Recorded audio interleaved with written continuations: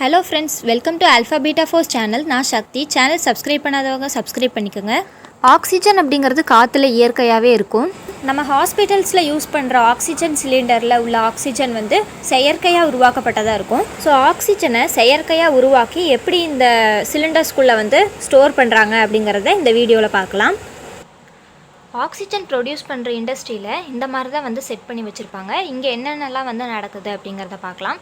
First ஏர் வந்து கம்ப்ரெசருக்குள்ளே வந்து விடுவாங்க. இந்த ஏரை கம்ப்ரெசருக்குள்ளே வந்து அலோவ் பண்ணுவாங்க. இப்படி இந்த ஏர் கம்ப்ரெசருக்கு போகிறதுக்கு முன்னாடி வந்து இங்கே வந்து ஒரு ஃபில்டர் வந்து ஒன்று இருக்கும். இங்கே ஒரு ஃபில்டர் இருக்கும். ஸோ அந்த ஃபில்டரில் போயிட்டு தான் வந்து கம்ப்ரெசருக்கு போகும். அதனால் வந்து இங்கே போகிற ஏர் வந்து டஸ்ட் பார்ட்டிகல்ஸ் எதுவுமே இருக்காது, இம்ப்யூரிட்டிஸ் எதுவுமே இல்லாத ஒரு பியூரான ஏராக தான் வந்து இங்கே கம்ப்ரெசருக்குள்ளே போகும். இந்த கம்ப்ரெசருக்குள்ளே போகும்போது இந்த கம்ப்ரெசரில் வந்து 2 டைப்ஸ் ஆஃப் வால்வ்ஸ் வந்து இருக்கும். இங்கே ஒரு வால்வ் இருக்கும், இங்கே ஒரு வால்வ் இருக்கும். இங்கே இருக்கிறதுக்கு பேர் வந்து இன்லெட் வால்வ் அப்படின்னு சொல்லுவாங்க.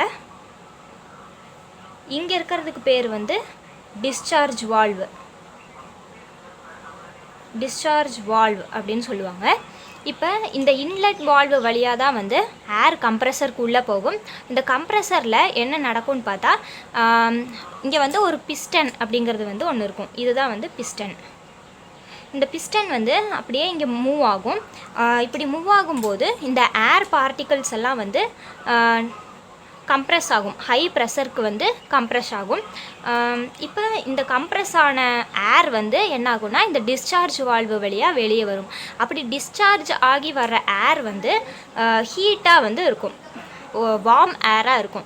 இந்த ஹீட்டுக்கு என்ன ரீசன்னு பார்த்தோன்னா, இப்போ ஒரு சின்ன கண்டெய்னருக்குள்ளே இந்த ஏர் வந்து ஹை ப்ரெஷரில் நம்ம கம்ப்ரெஸ் பண்ணும்போது இதனுடைய பொட்டென்ஷியல் எனர்ஜி அதிகமாகும். ஏன்னா அந்த எல்லா ஏர் மாலிகுலும் ஒரு சின்ன வால்யூம் ஆஃப் ஸ்பேஸில் வந்து அடைஞ்சிருது. ஸோ அங்கே பொட்டென்ஷியல் எனர்ஜி அதிகமாகும் கம்ப்ரெஸ் ஆகும்போது.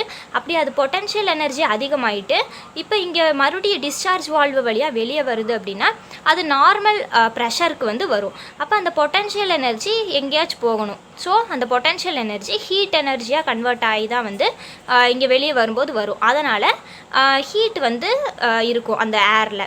இப்போ இந்த ஹீட்டாக இருக்க ஏரை வந்து நம்ம கோல்டு பண்ணணும். ஸோ அடுத்ததாக வந்து ஒரு ஃப்ரீசிங் யூனிட் அப்படிங்கிறது வந்து இருக்கும்.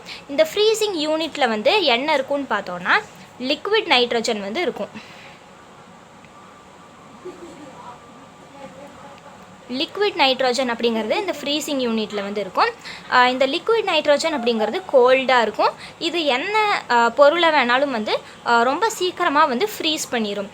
இந்த லிக்விட் நைட்ரோஜன் வந்து இங்கே வரக்கூடிய ஏரில் வந்து மிக்ஸ் ஆகாது.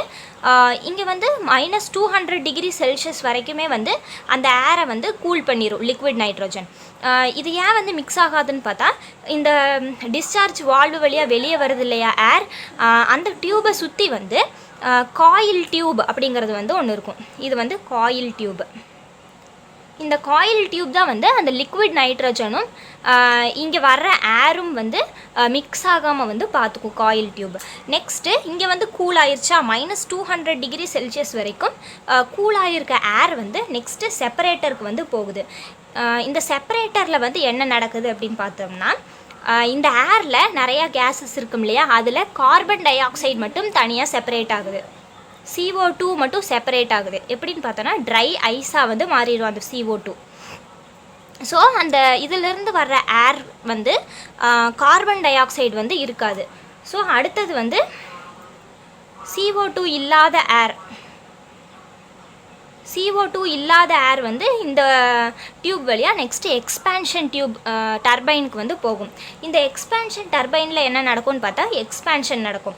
அப்படி எக்ஸ்பேன்ஷன் நடக்கும்போது இந்த கேஸாக இருக்க ஏர் வந்து லிக்விடாக வந்து மாறும். எக்ஸ்பேன்ஷன் நடக்கும்போது கேஸ் வந்து லிக்விடாக மாறும். நெக்ஸ்ட்டு இந்த எக்ஸ்பேன்ஷன் நடந்த உடனே இது நெக்ஸ்ட்டு ஏர் டிஸ்டிலேஷன் காலம் அப்படிங்கிற ஒரு செட்டப்குள்ளே போகும். இந்த ஏர் டிஸ்டிலேஷன் காலமில் என்ன நடக்கும்னு பார்த்தா இப்போ ஏர் அப்படிங்கிறதுல வந்து நிறையா கேஸஸ் வந்து மிக்ஸ் ஆகிருக்கும். என்னென்னா நைட்ரோஜன், ஆர்கான், ஆக்சிஜன் இந்த மாதிரியான நிறையா கேஸஸ் வந்து மிக்ஸ் ஆகிருக்கும். இப்போ வந்து இந்த நம்மளுக்கு ஆக்சிஜன் மட்டும் வேணும்னா மற்ற கேஸை எல்லாம் வந்து நம்ம தனியாக பிரித்து எடுத்துடணும். அப்போ தான் ஆக்சிஜன் மட்டும் நம்மளுக்கு கிடைக்கும் கிளியராக. ஸோ இந்த ஏர் டிஸ்டிலேஷன் காலமில் தான் வந்து அந்த பிரிக்கிற ப்ராசஸ் வந்து நடக்கும். இப்போ இங்கேருந்து வர்ற அந்த லிக்விட் ஏர் இருக்கும் இல்லையா, இங்கேருந்து அந்த லிக்விட் ஏர் வந்து வரும் ஏர் டிஸ்டிலேஷன் காலம்க்கு. இப்படி வந்துட்டு இங்கே வந்து ஹீட் வந்து நடக்கும். கொஞ்சமாக வந்து ஹீட் பண்ணுவாங்க அந்த ஏரை. அப்படி ஹீட் பண்ணும்போது ஃபர்ஸ்ட் ஒன் நைட்ரோஜன் வந்து வெளியே போயிடும். ஃபர்ஸ்ட் கேஸாக வந்து நம்மளுக்கு நைட்ரோஜன் வந்து வெளியே போகும். அடுத்ததாக வந்து ஆர்கான் வெளியே போயிடும். கடைசியாக நம்மளுக்கு வந்து ஆக்சிஜன் மட்டும் இருக்கும். அது நம்ம லிக்விட் ஆக்சிஜனாக வந்து நம்ம வெளியே எடுப்போம். லிக்விட் ஆக்சிஜனாக வந்து கடைசியில் நம்மளுக்கு ரிமைனிங் இருக்கும், அதை நம்ம வெளியே எடுத்துருவோம்.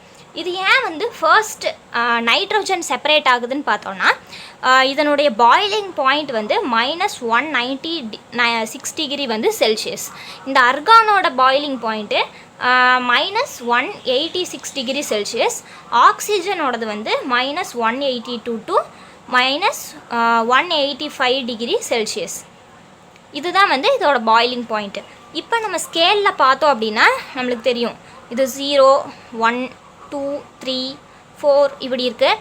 இந்த பக்கம் பார்த்திங்கன்னா -1, -2 அப் டு வந்து இப்போ நம்மளுக்கு ஆக்சிஜனோட தானே -182 வரும். 2, 3, 4, 5 அந்த மாதிரி போகும். அடுத்தது தான் வந்து நம்மளுக்கு என்ன வரும்னா -186 வரும். இப்படி போயிட்டே நம்மளுக்கு என்ன வரும், -196 டிகிரி செல்சியஸ் வந்து வரும். இந்த ஸ்கேலில் பார்த்திங்கன்னா தெரியும், ஃபர்ஸ்ட் வந்து நம்மளுக்கு இந்த டைரெக்ஷனில் தான் ஹீட் ஆகிட்டே போகும். ஸோ இந்த டைரெக்ஷனில் பார்க்கும்போது ஃபர்ஸ்ட் ஹீட்டில் -196 டிகிரி செல்சியஸ் தான் நம்மளுக்கு ஃபஸ்ட் இருக்குது. ஸோ ஃபர்ஸ்ட் வந்து நைட்ரோஜன் வெளியே போயிடும். இதுக்கு அடுத்ததாக தான் நம்மளுக்கு 186 டிகிரி செல்சியஸ் வரும். அப்போ அர்கான் வந்து வெளியே போயிடும்.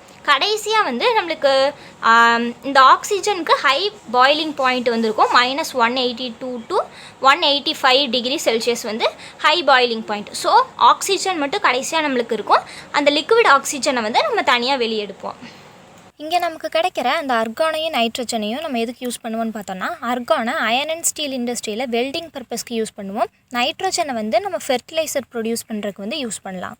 நமக்கு கிடைச்ச லிக்விட் ஆக்சிஜனை இந்த மாதிரி போர்ட்டபிள் ஆக்சிஜன் சிலிண்டர், அப்புறம் cryogenic liquid oxygen cylinder, next cryogenic liquid oxygen tank, இந்த மாதிரி சிலிண்டர்ஸில் வந்து ஃபில் பண்ணுவாங்க. இண்டஸ்ட்ரியல் பர்பஸ்க்கு அதிக அளவில் ஆக்சிஜன் தேவைப்படுறதுனால இந்த 2 டேங்க்ஸில் தான் வந்து ஆக்சிஜன் ஃபில் பண்ணி இண்டஸ்ட்ரீஸ்க்கு வந்து யூஸ் பண்ணுவாங்க. ஏன்னா இந்த டேங்க்ஸில் வந்து கெப்பாசிட்டி அதிகமாக இருக்கும் ஆக்சிஜன் ஃபில் பண்ணுறதுக்கு.